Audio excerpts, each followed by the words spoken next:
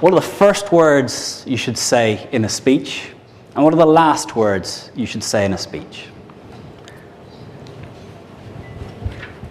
Now, tomorrow, I don't know how many of you are speaking, but I guarantee if you go to conferences, 19 out of 20 speakers will start in one of these ways. Number one, my name is Connor Neal, I'm from Tango, and this talk is about the latest trend in monitoring strategies. Now, all of you are sitting with a piece of paper in front of you that says, I'm Connor Neal, I've come from Ireland, and I'm going to talk about Tango 04 and this. So, by repeating what you already know, I'm giving a signal that it's a time to get your BlackBerry out. I've just signaled that this talk is opportunity to reconnect with BlackBerry, make sure the office is okay, maybe get some plans together for the weekend. Another way to start. The lights, the mic's working. How much time have I got? Okay, right. Okay, is it plugged in? And you laugh, but I guarantee tomorrow there's going to be some moments that get a little bit of that. And why? Because this is, for some of you, the first time you see this individual. They're here as a leader in their industry. And your kid at school presenting on giraffes does a better job. That's sad. So I think there's only 3 ways of starting a speech. And it's the same if you went into a bar and there's a group of people, it's a networking event, much like you were at before you walked into this room. And maybe I came up to a group, there's a group of 3 people who are having a little conversation. I walk in and I say, hi, I'm Connor, I'm Irish, 38 years old. I have an interest in sailing, I like running. And they've walked away. So how do you get people to engage with you when you're networking? I say, in networking, the best thing you can do is walk up. I think we know someone in common. Try and walk away when someone comes up and says that to you. Hopefully you've done your research so you do know that you know someone in common, but with LinkedIn, you can find out who knows who on anyone you want. So, how to start a speech? First way, with a question that matters to the audience. How do you phrase a problem that the audience faces in a question? So that'd be the 3rd best way of starting a speech. The 2nd best way of starting a speech is with a factoid that shocks. There's more people alive today than have ever died. There's more people alive today than have ever died.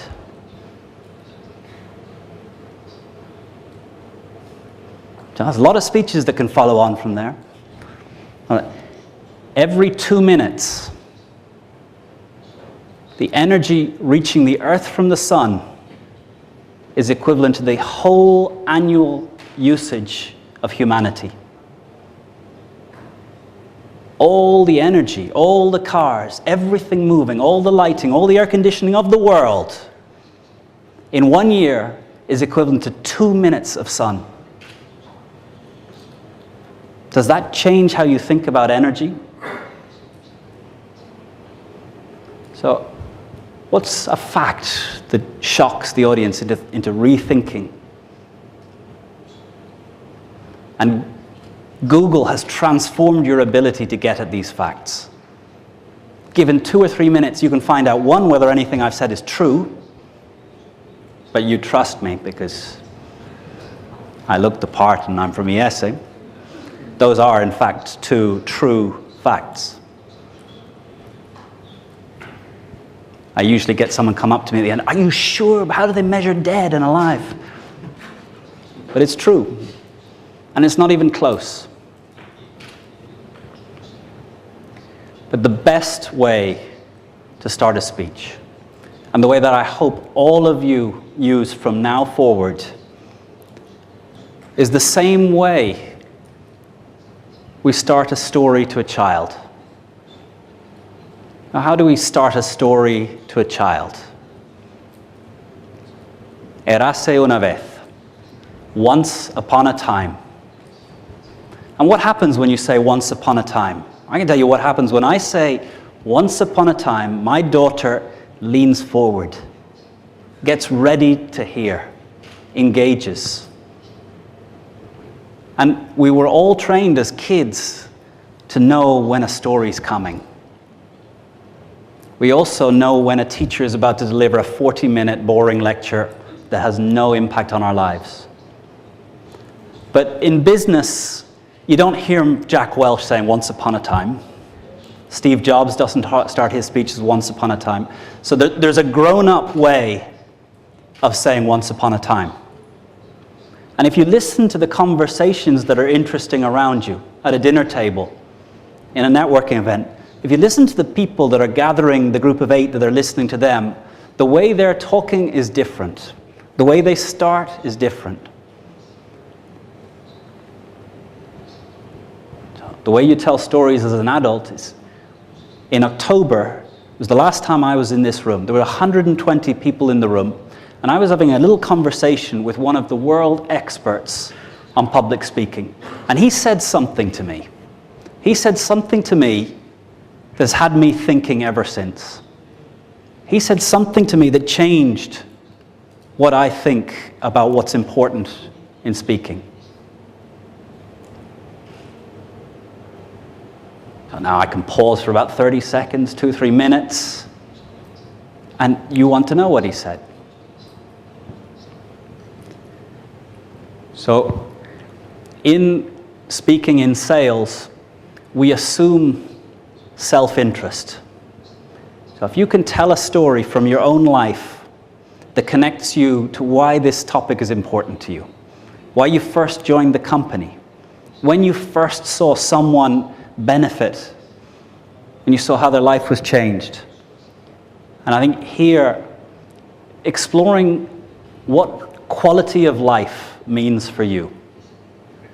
In your business, how do you affect quality of life for a customer? Because that's where the stories that will start to connect you to the audience will come from. Because stories are about people. They're not about objects, they're not about things. It's about the people behind the things. If you want to tell a good story about Tango, don't talk about the software. Talk about the people who built the software, what they do, how they are, what's important to them, what they sacrifice. And in your own life, what does quality of life mean? What sacrifices have you made to achieve something that was more important? And if you can tell stories and the audience connect with those stories, then they want to hear what you have to say. And all the reasons and all the benefits, they're all written in the document and in the PowerPoint. But they need to trust you. And they need to care about you as a person to engage with you and then decide that they will act.